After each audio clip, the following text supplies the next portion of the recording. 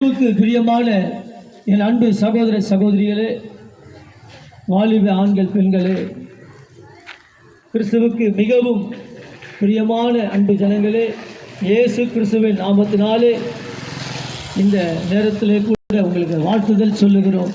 இயேசு நல்லவர் என்பதை, இயேசு ரட்சிக்கிறார் என்பதை, இயேசு எல்லா பாவங்களிலிருந்து, சாபங்களிலிருந்து, அக்கிரமத்திலிருந்து விடுதலை கொடுக்கிறார் என்பதை சுவிசேஷமாய் உங்களுக்கு அறிவிக்க நாங்கள் வந்திருக்கிறோம்.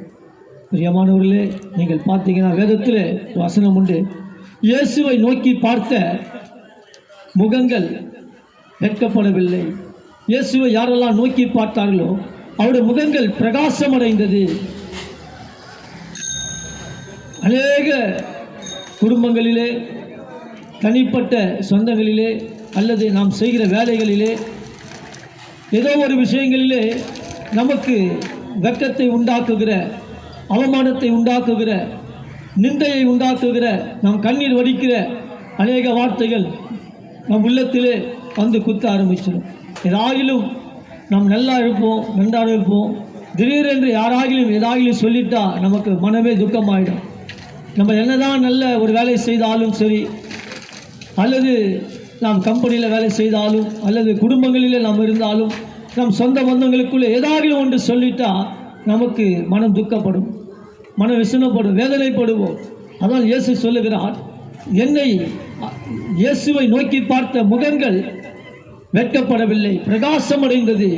அவரை யாரெல்லாம் நோக்கி பார்க்கிறார்களோ, எப்போ பார்த்தாலுமே எங்கள் வீட்டில் இப்படியான பிரச்சனைகள், போராட்டம், வேலை ஸ்தலத்தில் வேலை செய்கிற இடத்துல மேனேஜர் மூலமாக பிரச்சனை, அல்லது சூப்பர்வைசர் மூலமாக பிரச்சனை, நாம் செய்கிற தொழிலில் ஒரு வெட்கம், ஒரு அவமானம், நாம் வியாபாரம் செழிக்கலை, நல்ல நிலையில் என்னால் இருக்க முடியல, எத்தனையோ நாட்கள் இதெல்லாம் மறையும் போகும் பார்த்தேன், போகலை.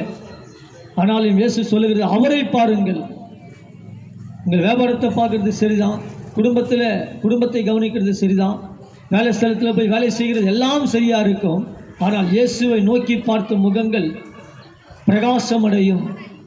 எதை குறித்தெல்லாம் வெட்கப்பட்டீங்களோ உங்கள் குடும்பங்களிலே, எதை குறித்தெல்லாம் உங்களை துக்கப்படுத்தினார்களோ, அந்த துக்கத்தை, அந்த வெட்கத்தை, அந்த அவமானத்தை இயேசு தன்னுடைய சிலுவையிலே உங்களுக்காக ஏற்றுக்கொண்டார். பிரியமான, அதை தான் நாங்கள் சுவிசேஷமாய் உங்களுக்கு சொல்ல வந்திருக்கிறோம்.